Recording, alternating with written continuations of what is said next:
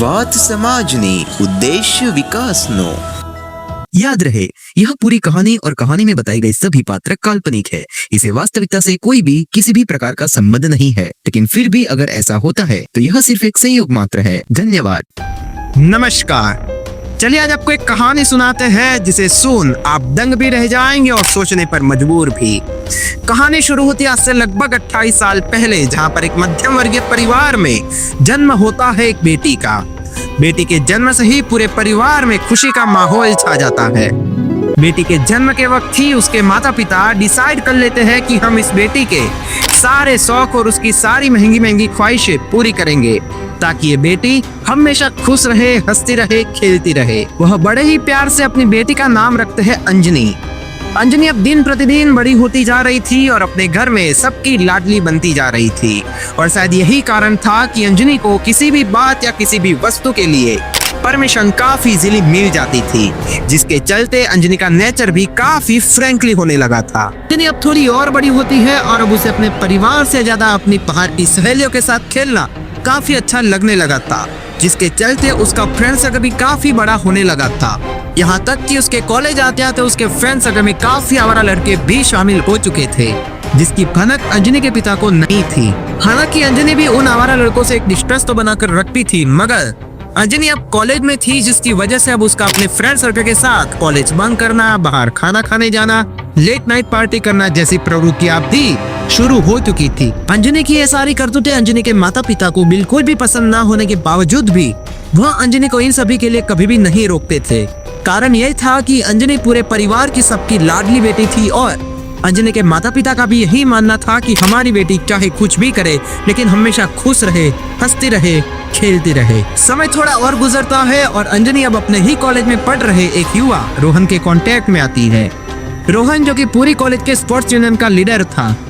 रोहन के लुक, उसके नेचर और उसकी मैनेजमेंट स्किल को देखकर अंजनी अब उसे मनोमन पसंद करने लगी थी। वही अब ये रोहन भी अंजनी के लुक से काफी अट्रैक्ट होता है, जिसके चलते अंजनी और रोहन के बीच बातचीत का दौर शुरू होता है, और समय के चलते यही बातचीत का दौर प्यार में तब्दील हो जाता है। समय चलते अब दोनों के बीच का प्यार भी काफी गहरा होने लगता है। वही रोहन भी अपने मास्टर्स के लिए दूसरी कॉलेज में एडमिशन ले लेता है, जिसके चलते दोनों एक साथ समय ना बिता पाने के कारण एक दूसरे से छुपकर मिलना शुरू करते हैं। अब यहाँ अंजनी के पिता भी अंजनी के लिए अपने समाज में किसी योग्य पात्र की खोज शुरू करना चाहते थे, जिसके लिए वह अंजनी की राय लेते हैं। इसके जवाब में अंजनी बताती है कि पापा, मैंने अपने लिए एक लड़का ढूंढ लिया है जिसका नाम रोहन है, और हम दोनों स्टडी खत्म होने के बाद एक दूसरे से शादी भी करने वाले थे। जिसे सुन अंजनी के पिता के पैरों तले जमीन खिसक जाती है, और वह सोचने लगते हैं कि जिस बेटी को हमने इतने बड़े ही प्यार से पाला पोषा, वह आज हमें ऐसा कैसे सुना सकती है।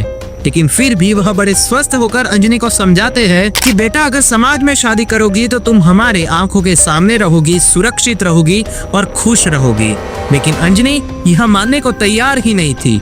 वह सिर्फ एक ही रट लगा बैठी थी कि मैं शादी करूंगी तो सिर्फ और सिर्फ रोहन से और किसी से नहीं। जिसके बाद अंजनी के पिता अपनी बेटी के जिद के आगे हार जाते हैं, और वह मजबूरी में ही सही लेकिन अपनी अंजनी की शादी रोहन से करवाने पर मान जाते हैं। अब थोड़ा समय और गुजरता है, जिसके बाद अंजनी और रोहन अपनी स्टडी पूरी कर लेते हैं। जिसके बाद अंजनी के पिता अपनी वचन अनुसार अंजनी और रोहन की शादी करवा देते हैं।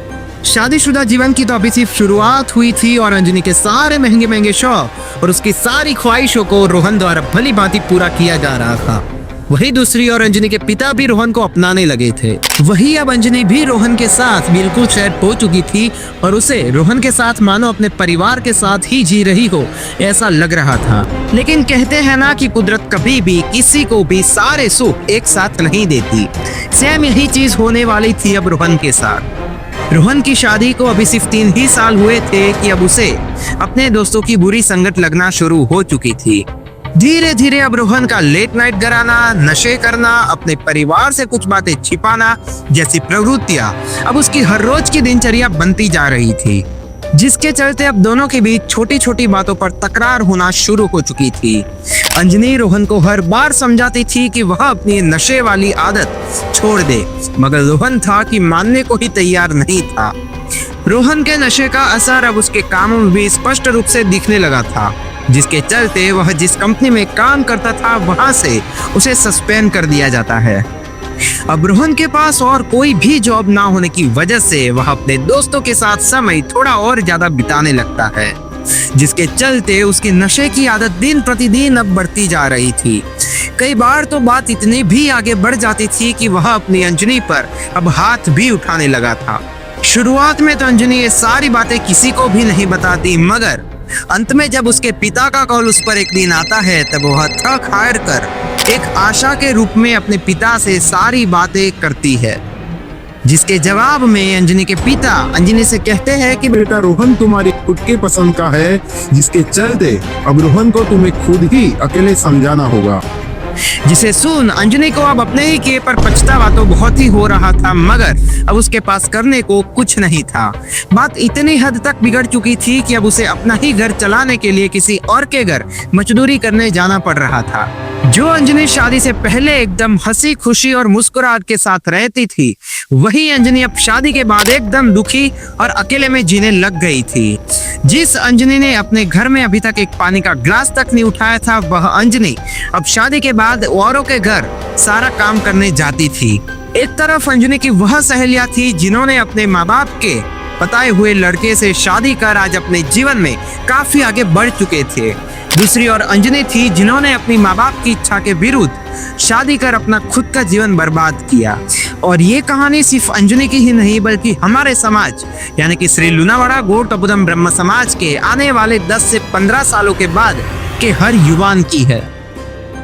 जी हाँ, क्योंकि एक तरफ जहां आज के समय में हमारे समाज का युवा अपने पसंदीदा पार्टनर के साथ शादी करने के लिए अपने माँ बाप की इच्छा के विरुद्ध और अपने समाज से बाहर जाकर शादी कर रहे हैं, वही शादी से 2 से 3 साल के बाद ही डिवोर्स होने के किस्से भी समाज में लगातार सामने आ रहे हैं, जिसके चलते आज का युवा अपने समाज से बाहर जाकर खुद का जीवन तो बर्बाद कर ही रहा है, साथ में अपने समाज को भी अंदर से खोखला कर रहा है। तो आइए आज हम श्री लूनावाड़ा गौड़ तपोधन ब्रह्म समाज के सभी युवा मिलकर एक संकल्प करते हैं कि हम हमारे माता पिता द्वारा बताए गए व्यक्ति से ही शादी कर खुद का जीवन उजागर करेंगे और अपने समाज के विकास में भी अपना योगदान देंगे। आज के लिए बस इतना ही, मिलेंगे किसी नेक्स्ट वीडियो में, तब तक जय भारत।